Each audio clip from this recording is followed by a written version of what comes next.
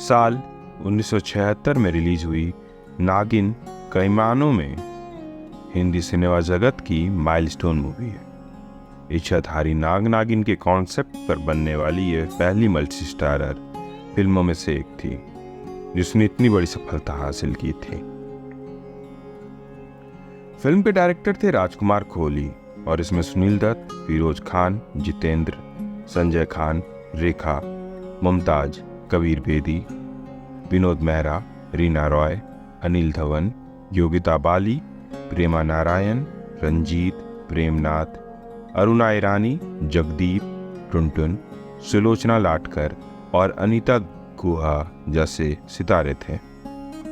Film में कुल 6 गाने थे जिन्हें वर्मा मलिक ने लिखा था और संगीत दिया था लक्ष्मीकांत प्यारेलाल ने। जी, मेरा नाम है निक्षय मौर्य और आप सुन रहे हैं stardom chronicles with your story teller Nikshay Maurya. आज आपको लेकर चलेंगे नागिन की मेकिंग से जुड़ी कुछ दिलचस्प कहानियां। उम्मीद करते हैं आपको ये कहानियां जरूर पसंद आएंगी।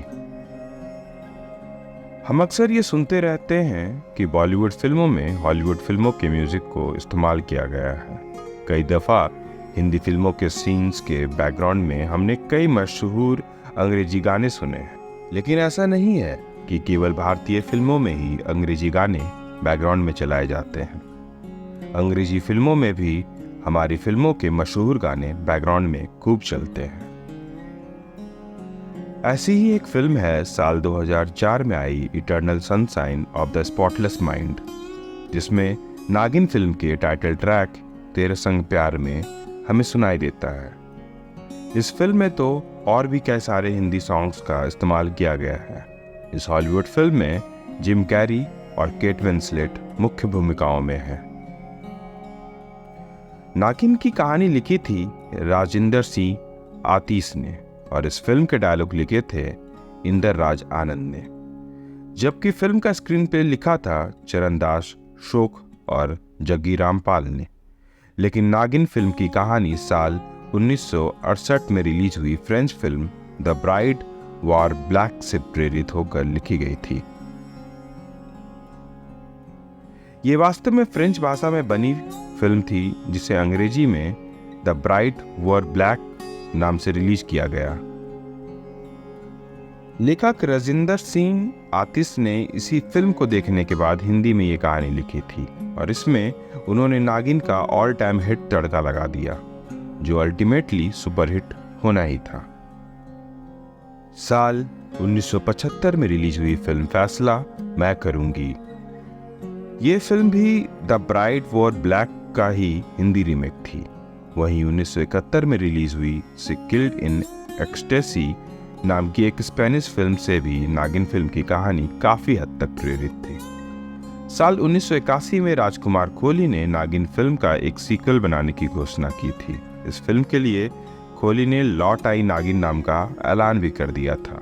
शत्रुघ्न सिन्हा, ऋषि कपूर, रीना रॉय, रंजीता, राकेश रोशन और कुमार गौरव जैसे कलाकारों को इस फिल्म के लिए साइन भी कर लिया गया था, लेकिन ये फिल्म कभी बन नहीं पाई।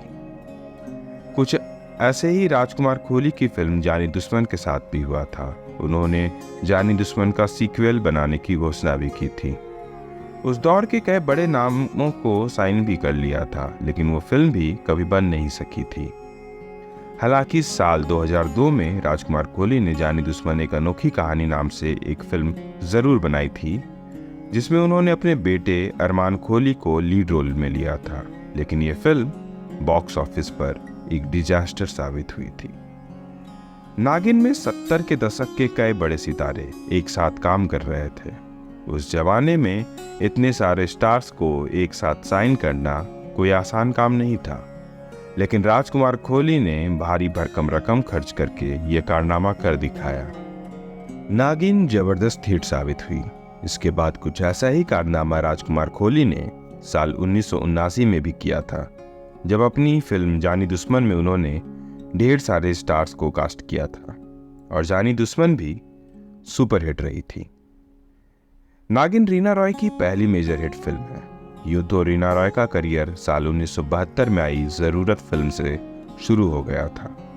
नागिन से पहले रीना रॉय उम्र कैद 1975 में, वरदान 1975 में, गूंज 1974 में, मदहोश 1974 में, जंगल में मंगल 1972 में, जैसे को तैसा 1973 में, जख्मी 1975 में और बारूद 1976 में जैसी लगभग 15 फिल्मों में काम कर चुकी थी। लेकिन नागिन जैसी कामयाबी उन्हें पहले कभी नहीं मिल पाई थी और ये फिल्म रीना रॉय के करियर के लिए टर्निंग पॉइंट भी साबित हुई थी। जिस वक्त रीना रॉय ने नागिन में काम किया था उस वक्त उनकी उम्र कुल 21 साल की थी। सुनील दत्त और जितेंद्र जैसे कलाकारों ने रीना रॉय का नाम राजकुमार खोली को रिकमेंड किया था। इसके बाद तो राजकुमार खोली और रीना रॉय की बॉन्डिंग कुछ ऐसी बनी कि फिल्मों से रिटायर होने से पहले राजकुमार खोली की लगभग हर फिल्म में रीना रॉय ने काम किया था। नागिन में एक्ट्रेस मुमताज ने भी काम किया था। फिल्म में वो राज यानी फिरोज खान की फियांसे राजकुमारी के किरदार में दिखी थी। नागिन फिल्म जब शुरू होती है तो इसमें क्रेडिट्स में इसे मुमताज की लास्ट फिल्म बताया गया है, लेकिन ऐसा कुछ नहीं है। नागिन के बाद मुमताज ने आईना नाम की एक फिल्म में भी काम किया था जो कि साल 1977 में रिलीज हुई थी। आईना के बाद ही मुमताज ने मयूर वाधवानी से शादी कर ली थी और फिल्म इंडस्ट्री छोड़कर वो पति संग लंदन सेटल्ड हो गई थी। हालांकि आईना भी मुमताज की आखिरी फिल्म नहीं थी। साल 1990 में आई फिल्म आंधियां मुमताज की आखिरी फिल्म थी। इस फिल्म में मुमताज के साथ शत्रुघ्न सिन्हा ने काम किया था। नागिन फिल्म में संजय खान के कैरेक्टर का नाम सूरज है। फिल्म में सूरज की एक बेटी भी है। आपको जानकर हैरत होगी कि नागिन फिल्म सूरज की बेटी का रोल निभाया है मास्टर बिट्टू ने, जो कि 70 और 80 के दशक के एक बहुत पॉपुलर चाइल्ड आर्टिस्ट हैं और लड़का है। इसके अलावा नागिनी पहली ऐसी फिल्म है जिसके क्रेडिट्स में संजय खान का पूरा नाम लिखा गया है। नागिन से पहले संजय खान ने जिन फिल्मों में काम किया है उन सभी के क्रेडिट्स में उनका नाम केवल संजय लिखा गया था। नागिन फिल्म में रेखा के कैरेक्टर का नाम सुनीता है और सुनीता विजय यानी सुनील दत्त की फियांसे है। नागिन फिल्म के लिए जब पहली दफा रेखा को राजकुमार खोली ने अप्रोच किया था उस वक्त वो रेखा को नागिन के रोल के लिए साइन करना चाहते थे, लेकिन रेखा ने नागिन का रोल निभाने से मना कर दिया।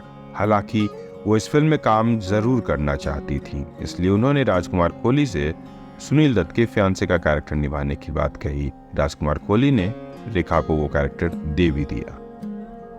दरअसल सुनील दत्त फिल्म के लीड हीरो थे और कहानी के मुताबिक आखिर में वही जिंदा बचते हैं, इसलिए रेखा ने सुनील दत्त के अपोजिट वाले कैरेक्टर की डिमांड की थी। लेकिन जब नागिन रिलीज हुई और जबरदस्त हिट साबित हुई तो रेखा को नागिन का रोल छोड़ने के अपने फैसले पर बहुत अफसोस हुआ था।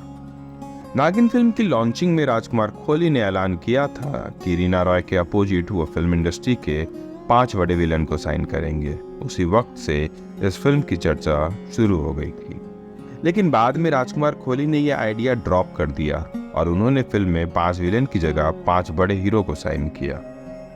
ये हीरो थे सुनील दत्त, फिरोज खान, संजय खान, विनोद मेहरा और कबीर बेदी। और जब ये खबर बाहर निकली तो नागिन फिल्म को लेकर हर किसी की उत्सुकता चरम पर पहुंच गई। यही वजह है कि नागिन की रिलीज के बाद कई दिनों तक इसके सभी शोज हाउसफुल चलते रहे। ये जानकर आपको बहुत ज्यादा हैरानी होगी कि नागिन फिल्म को सायरा बानो को भी ऑफर किया गया था। डायरेक्टर राजकुमार खोली ने सायरा बानो को नागिन का कैरेक्टर ही ऑफर किया था। सायरा बानो को फिल्म की कहानी बड़ी पसंद भी आई थी, लेकिन उन्होंने ये कहकर नागिन में काम करने से इनकार कर दिया था कि अपने करियर के आखिरी वक्त पर वो कोई निगेटिव किरदार नहीं करना चाहती हैं, और इस तरह सायरा बानो ने नागिन फिल्म छोड़ दी। हालांकि सायरा बानो को बाद में नागिन फिल्म छोड़ने का बहुत अफसोस हुआ था। राजकुमार खोली ने नीतू सिंह को भी नागिन का रोल ऑफर किया था, लेकिन उन्होंने भी ये रोल ठुकरा दिया था। जबकि योगिता बाली को भी इस कैरेक्टर के लिए अप्रोच किया गया था, लेकिन योगिता बाली ने यह कहकर इस किरदार को निभाने से मना कर दिया इसे निभाया तो करियर ही खत्म हो जाएगा। नागिन फिल्म में जितेंद्र ने नाग का रोल निभाया था। नागिन रिलीज होने के बाद जितेंद्र ने कई दफा कहा भी कि नागिन में उनका रोल एवरेज था, लेकिन चूंकि राजकुमार कोहली से उनके बढ़िया ताल्लुकात थे तो उन्हीं ताल्लुकातों का ख्याल रखते हुए उन्होंने नाग का रोल निभाया था। हालांकि कम ही लोग इस बात से वाकिफ है कि राजकुमार कोहली ने पहले जितेंद्र को किरण का रोल ऑफर किया था, जो अभिनेता अनिल धवन ने निभाया था। लेकिन जितेंद्र को कहीं से पता चला था कि किरण के कैरेक्टर को फिल्म के बाकी हीरो से काफ़ी कम फुटेज दी गई है, इसलिए उन्होंने किरण का वो कैरेक्टर निभाने से मना कर दिया। नागिन फिल्म में केवल कबीर बेदी का निभाया उदय नाम का कैरेक्टर ही एकलौता ऐसा कैरेक्टर है जिसे अनिल धवन ने निभाए किरण नाम के कैरेक्टर से भी कम फुटेज दी गई है। राजकुमार कोहली ने उदय के रोल के लिए भी पहले राकेश रोशन को अप्रोच किया था, लेकिन राकेश संग उनकी बात बन न सकी और आखिरकार ये रोल कबीर को मिल गई। नागिन फिल्म में उदय यानी कबीर बेदी के अपोजिट एक्ट्रेस नीलम मेहरा नजर आई थी।